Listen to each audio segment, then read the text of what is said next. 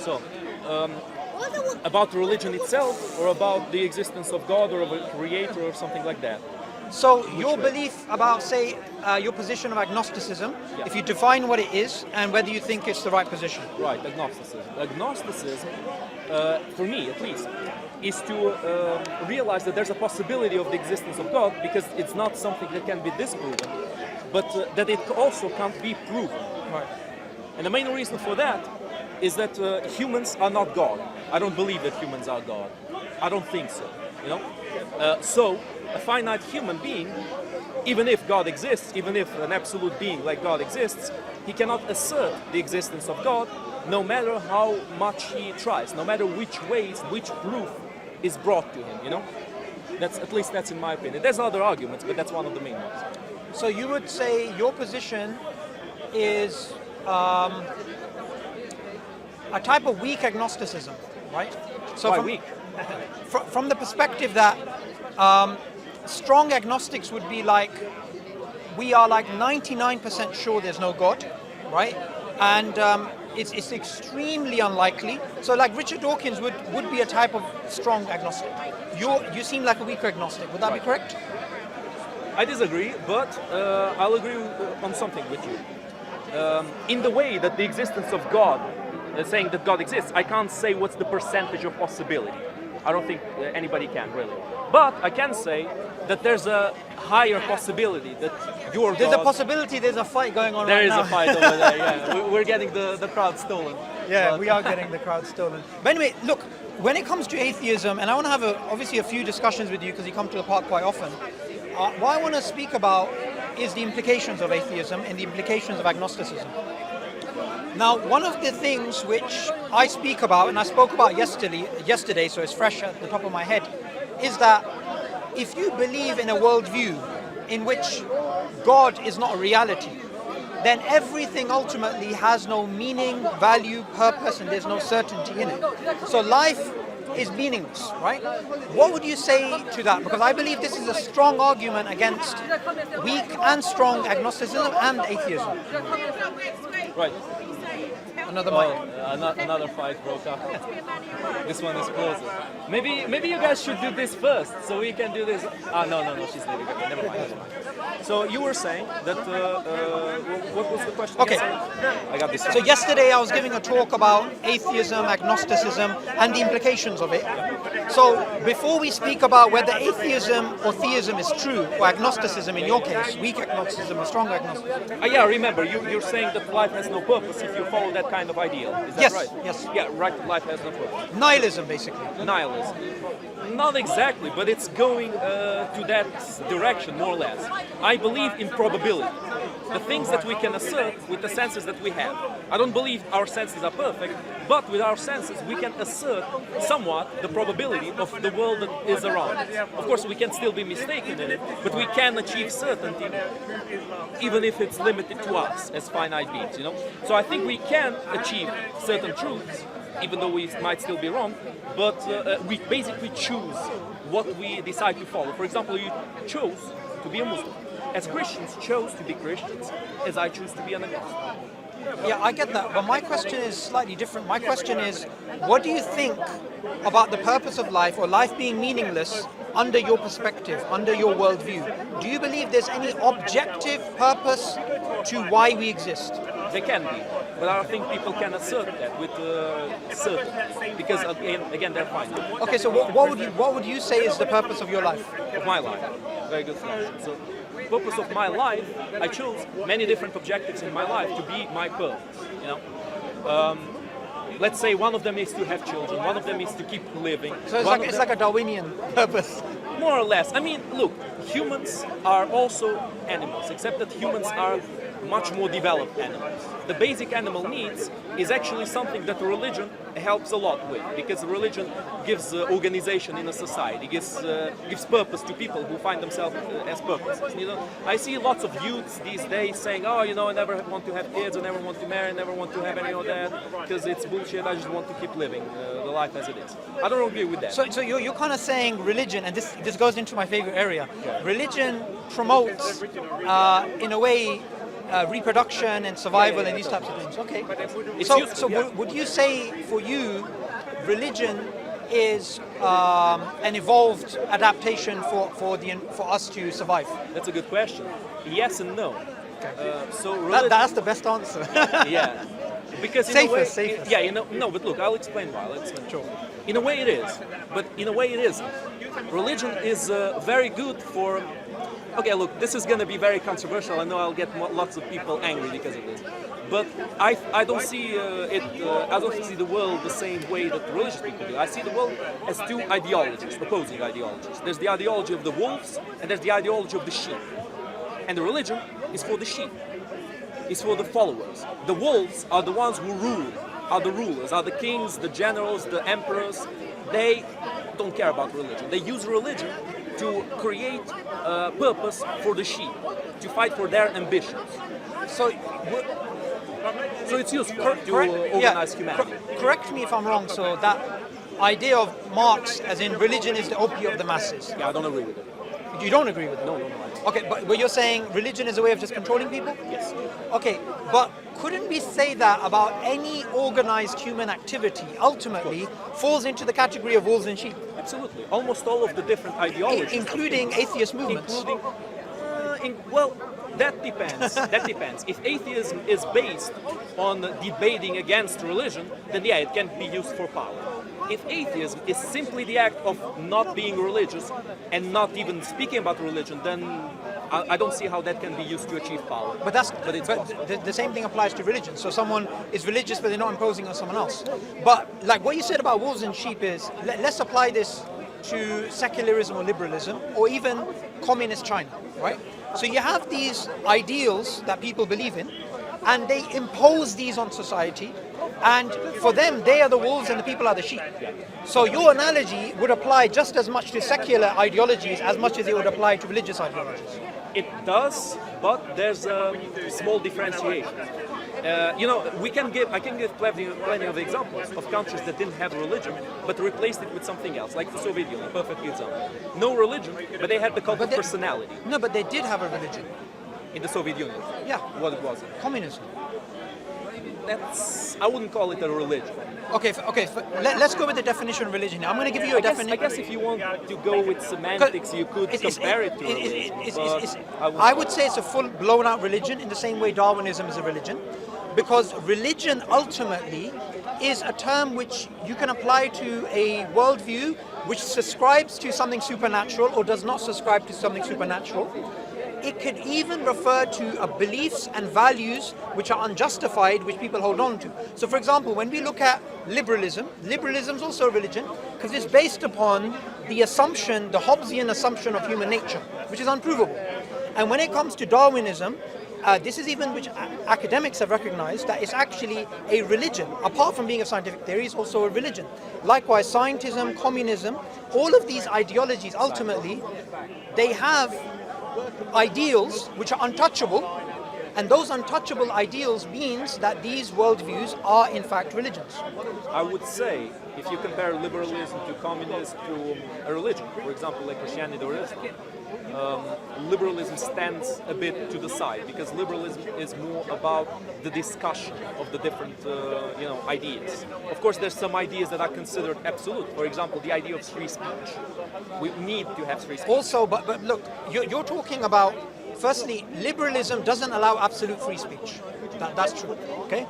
Depends on the liberalism. Okay, give me one liberal state in the world which allows absolute free speech. There isn't, okay? And nor has there ever been historically. There isn't, at least not in practice. Okay, in theory, they might be, but in practice, the but people what in matters power will always try to, of course, cut down the ones who oppose. The second thing is the Hobbesian worldview, that it's man's life was short, brutish, and difficult, right?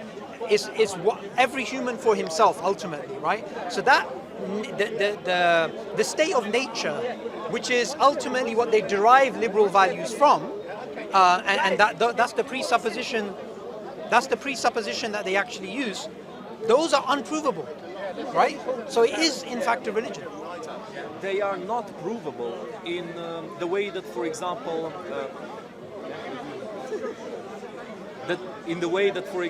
a chemical reaction is. It's not as clear as that. But Yeah, because we're speaking about values here. Values you can never prove in the same way. yes, you can't prove values as an absolute, but you can prove values as a function, and that is what I strive for. It's functionality in a society. Okay, so I don't agree with that. Let's think about this. So give me an example of values which are provable through function. Bravery, Bravery. yes. Okay. Loyalty, Okay. Would you say loyalty and bravery is good? yes. Okay. Let's add something to it. Would you say that? I know where you're going. Yeah, we're headed in that direction. Go on. Yeah. So would you say truth is also something good? Yes, it's good. Okay. Now all of these value claims are something which you have to presuppose, but not something you can prove. Yes. They don't have an absolute justification, but I would say that they're good because they're functional. Because through history, they have been proven to work. You know, in a society, What do you mean by work? to work to get humans into a cohesive society. Right. That means maximizing pleasure, basically. Not only- Maximizing productivity, maximizing happiness, whatever you want to call it. For me, it's more about the continuation of mankind, of mankind's existence, But no, but or the supremacy of mankind. in a way. Pavlo, the problem with that is that's too general, and you can have a very brutal society which allows the continuation of human beings, like Yes. eugenic type models, Yes, right? yes. Where they kill off the weaks, they kill off the colored people, and they just keep the strong white men. Good. Why white? I said eugenics. Oh, eugenics doesn't necessarily need to be about whites. But yeah, look, No, I would say. but the people behind the eugenics movement, the social Darwinists, they believe the whites to be the most superior. That's why I said it. Sure.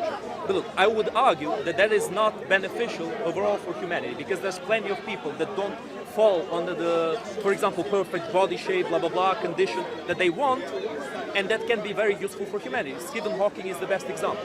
He's a cripple. He can't No, move, he but can't do okay, anything, but but he's a genius. okay. So from your perspective of agnosticism, why is the life of Stephen Hawking more important than the life of, say, that Christian preacher over there? Than the Christian preacher. Well, if you, in which way, in which situation are you located? Under your agnostic worldview, why would Stephen Hawking be more important than that preacher? Than the preacher. Or anybody, or even Than this, him, even or that you, tree, or me, or anyone or here, even really. that fly that was flying around us. Well, he's definitely more important than the fly, but that's another No, discussion. no, actually, why? Why is he Why? more important than the fly? Why is he more important than the fly? For me, and for us, and for humans, For, he is. under your worldview of agnosticism. Yes, for me, for humans, for us overall, he's more important. Because if, let's say, you die, I mean, some things will change, of course. The people who you are friends with, your family, blah, blah, blah, everybody will mourn probably. Some things will be lost. But it won't be the same loss as if Stephen Hawking died. I mean, he did die already. I know that he died. But if he died But before, that's purely he invented subjective. the things that he I mean, found. I can imagine a lot of It is, Christians more or less. looking at him dying and saying, "Well, good riddance." And They I could, can, yeah, they and some people, he could technically be a cult leader, right? And his followers would be like, "This is great. We value him more." So what I'm trying to get at is that under your worldview, there is no difference between, say, a fly and Stephen Hawking. Yes, there is. How? Because for me, he's better. And for humans, I would argue. I would give Better, my better arguments that he's objectively. Better as objectively as I can get. Okay. It's objective for me, but my objectivity isn't an absolute for everybody, unless I can prove it to the others. So give me evidence that under agnosticism, Evidence, exactly. yeah, give me evidence under agnosticism, Stephen Hawking is worth more than a flea or fly. Than a flea or a fly or whatever. Because of his scientific theories, because of the advancements he made humanity go forward and understand better the world in which they are. And humans, they succeeded against other animals, not because they're stronger or faster or whatever. It's because of their understanding, their adaptation to the world. So to understand the world means to dominate the world. And humans need that understanding to be dominant in this world. It's actually the other way around. If you look at it sociologically, the more intelligent people are, the less children they have. The more people are involved in studying nature, the less children they have. Yes, yes. Isaac Newton died childless, right? And in fact, a religion or even a fly, they're more likely to reproduce than people who are spending a lot of time in things which we would consider to be intelligent. You're completely right. You're completely right. But in this case, Stephen Hawking is not necessarily good for his own children, for his own continuation of his being, to have children, but for overall humanity. No, for he's- the other humans is better than No, a random. but according to your criteria, Pavlo, it's not, because the more human beings start to understand the world, get into philosophy, get into science, get into these things, the less likely they are to actually have more children. That's And in true. fact, the less they understand the world, the more children they're going to have. That's true, but that could be changed. That's a flaw that could be mitigated, that could be reduced. What I'm trying to show is, at the moment, your worldview is not coherent.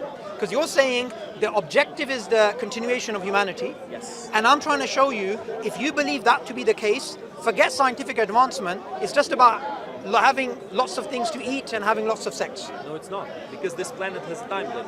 Has it? Has a time limit. Right. This planet is not eternal. Eventually, in I don't know how many years, how many centuries or whatever, this planet will disappear. And if we stay here forever, we will disappear. And thus, people like Stephen Hawking are very important for humanity to have, to advance and to spread to other places. But couldn't we argue, additionally, that it's the very advancement of humanity, it's the very progress of humanity, the industrialization and the scientific revolution, which is leading to the climate change, which is leading to all the problems in the planet actually possibly dying a heat death? Because if we were simply hunter-gatherers and we didn't understand nature, and we would have a much lower human population, and we wouldn't have destroyed the planet. No, I disagree. Because if we did that, then even though we might live longer, we might exist longer, we are certain to die on this planet. There's no chance we'll go somewhere else Right. if we don't advance. Now, So- if we do advance, there's a possibility we might survive. Sure. Now, under your worldview, would you say the most important thing is the survival of the species? Yes. Okay. You do realize that contradicts Darwinism. In which way?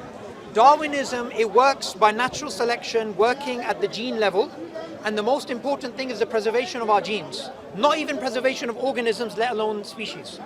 Yeah, but my genes are part of the human species.